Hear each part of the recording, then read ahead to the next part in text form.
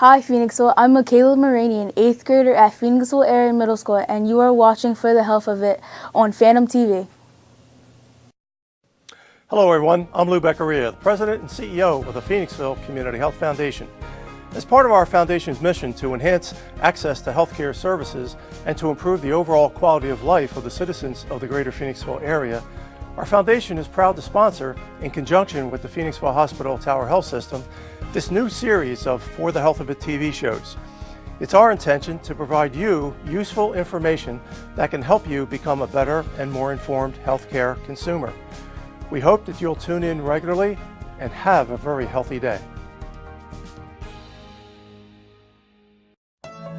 At Tower Health, there's confidence in knowing you have exactly what you need: convenient community care, advanced clinical options, and online tools that put you in control wherever you are in your healthcare journey. Hello everyone, we're back on For the Health of It. For those of you who are just tuning in, we have the pleasure today of talking with three gentlemen.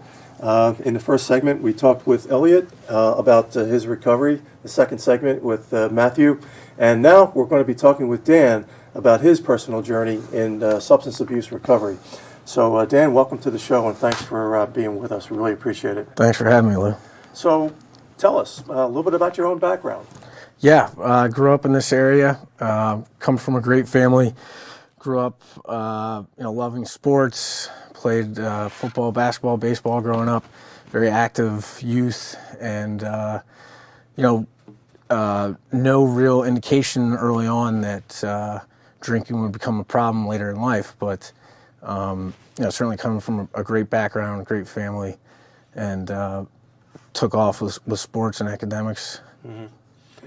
So was drinking your substance abuse of choice, and Yes. not hard drugs?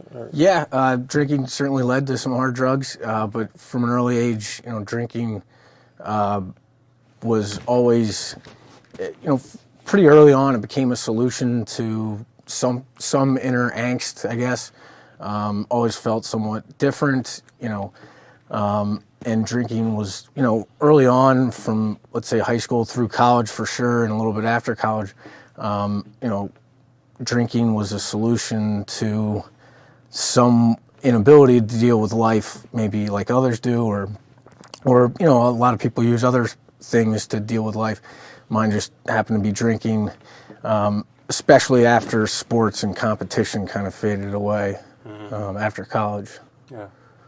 Did the drinking kind of, because you were so involved in sports, did the drinking just kind of help you feel like you were just as successful as the other guys, or helped you keep up with the other guys to be a good performer? Yeah, certainly. I'm competitive in a lot of aspects of my life. I would say I was a competitive drinker as well, and it was certainly a part of the social culture of, college athletics, and for me, it really did serve a social purpose. When I lost kind of, any structure in my life around athletics, I was really left with drinking heavily to, just to kind of manage life. And I would certainly say, drinking, again, it became a solution to something I lost in athletics, but then really when I hit bottom, the realization that drinking as a solution really did help me for a while, it didn't work anymore, and that was a really hard reality for me to deal with. Dan, you mentioned in your previous comment about hitting bottom, but what was the particular incident that stood out in your mind about, I know I've hit bottom? Yeah, great question. I think it was a culmination of attempts. As I mentioned, drinking had certainly become a solution for me, and I would give up for certain periods of time, and I was pretty good at picking myself up, dusting myself off, re-engaging in life, and getting back into a productive member of society. But that would only last so long, and eventually I would drink again for whatever reason. And every time I did that, the periods of relief that I got from drinking were much shorter. The consequences were much harsher and real. and the effect I had around, the people around me, my loved ones, my family, was much more severe. And every time realizing, alcohol is not working for me anymore, and when for a moment of my life I could honestly say alcohol was the love of my life, and when I realized that was not working for me anymore, that was a harsh reality for sure. And I would say that was, a gift of desperation. Okay, well, I've been trying this for so long, it's not working anymore. Alcohol is trying to kill me, and the way I drink is going to kill me. We got to find another solution here.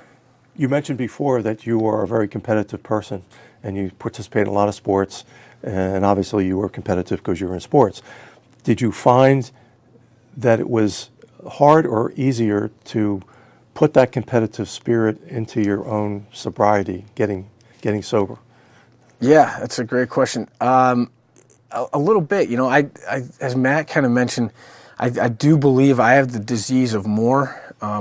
So even when I put the drink down and I re-engage life, I attack life full force, go 100 miles an hour, and try to engage in more rec athletics, more social engagements, more 12-step programs, and do more and more and more, because that's going to be the solution for me. And even that is, it does not end up working. And so, but as far as a competitive, I don't think there's a. I guess what I meant by that, Yeah. do you compete with yourself now Yeah. in order to say, I got to get sober? Okay. Yeah, I maybe in a sense, and I'm not sure if that's totally healthy. I've definitely tried that in the past, and it hasn't worked. For me, it's kind of a realization that I have to pace myself and realize every day that I have to, build physically, mentally, spiritually, to not drink one day at a time, which for a competitive person is tough to do. You kind of have to throttle yourself back in certain parts of life. Yeah.